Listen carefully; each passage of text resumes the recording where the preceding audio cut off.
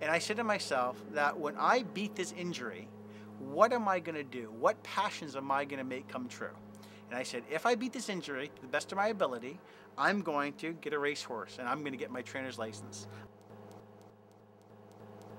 I couldn't go back to teaching because I couldn't retain information anymore. My head injuries caused me a lot of cognitive limitations that I couldn't do the same job that I did prior to the accident, and I just wasn't able to continue the same life that I had as a head injury survivor now.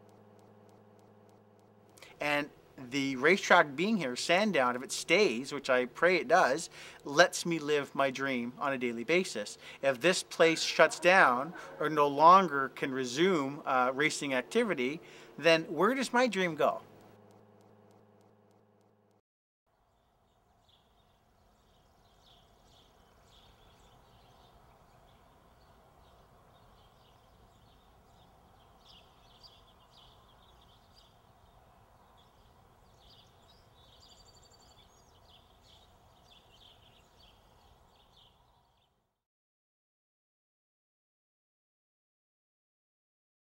She knows she's loved. I think she knows that she's has someone that is very proud to be her owner, and I think she knows I'm inexperienced too. I think she knows I make a lot of mistakes.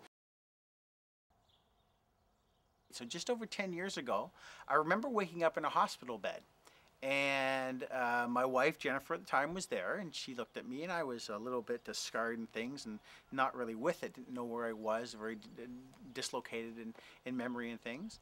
And she said to me, do you know where you are? And I said, I have no idea where I am. And she said, do you know what happened to you? I said, no, I don't know what happened. And she said, well, what's the last thing that you remember? And I said very proudly, the last thing I remember is being at your grandfather's birthday party in Peterborough, Ontario. Well, at that moment, Jennifer began to cry. What happened is on June 1st, 1998, I was hit by a double-end gravel truck on my way to work in the morning time. I have no recollection of the accident at all. I suffered a very, very bad interior head injury, and I suffered damage to the left front temporal lobe, and that dealt with organization and temper and speech and balance and physical conditioning and walking and things. And it took about 6.5 years to get back to learning how to do everything all over again, reading and writing and talking back to the level that I was at before the accident. So that really changed my life tremendously, this accident. And of course, it led to separation of my wife, because majority of head injuries end in divorce or separation, because the person that you are is not the person that your spouse has married. You've changed temperamentally, cognitively, physically. You're not the person that I was who she married. Horse racing has always been a very big part of my life. I grew up with horses on a small farm in a small town. My father was a full-time dentist and a part-time horse lover. We had a hobby ranch where we bred race horses and had pleasure horses as well. My father was a big dreamer, and we always dreamt of winning the Queen's Plate and having wonderful race horses, and we lived that dream every day. And we had baby horses and foals and colts, and they got to the racetrack. Never of them ever made the Queen's Plate, but we certainly had a lot of thrills and a lot of joy.